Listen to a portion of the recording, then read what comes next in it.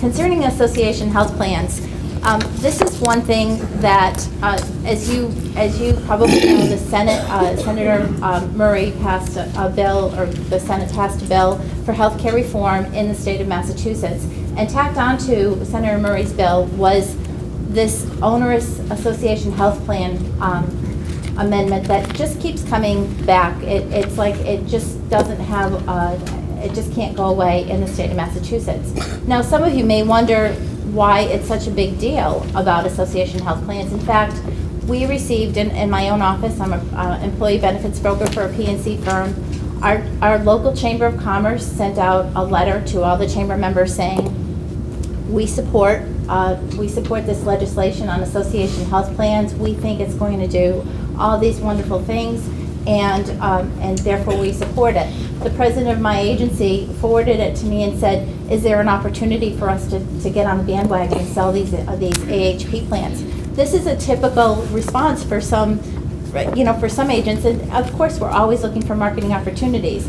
But when you look at it globally, we know, and when I say we, I'm speaking on behalf of the association, that association health plans are the death of insurance for us private insurance market as we know it.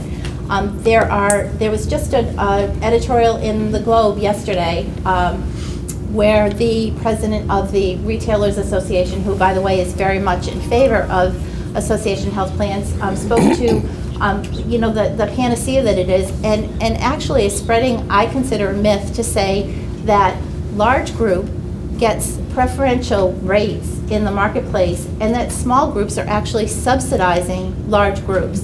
Now, those of us, I'm assuming that we're all very well knowledgeable about what goes into underwriting and rating. I'm sure that if you look at your book of business, you can pull out situations where you have large groups that pay higher rates for similar coverage than your small groups do. Large groups are experience rated. Their rates reflect what that group's experience is.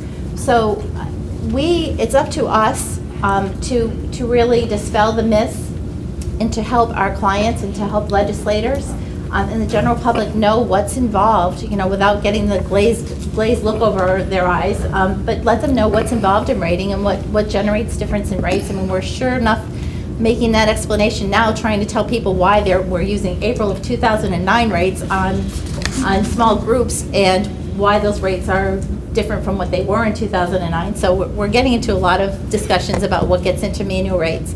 But the idea that AHPs, or association health plans, will lower costs partly is predicated on the idea that there is administrative savings to be made. Well, it costs money to run a health insurance plan, and the administrative costs that are saved through putting an association plan into place are then somehow spent by the association. There's still overhead there.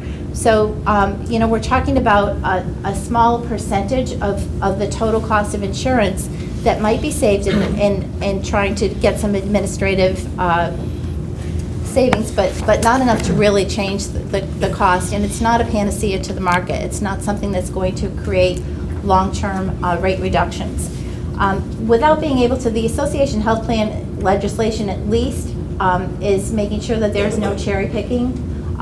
That's if those of us who've been in the business as long as I have seen AHPs where like where you go through underwriting and only accept the best, and that sort of leaves the bad risks outside of the association.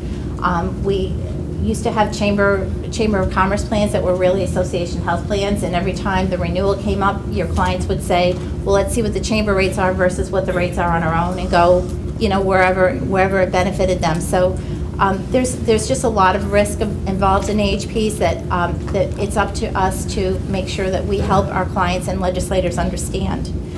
Proponents think that it will increase competition by having AHPs. Once again, it's our feeling that AHPs would actually limit competition, that it creates an unlevel playing field, that it creates this movement in and out of the association depending on whether the manual rates for a group are going to be better one way or another.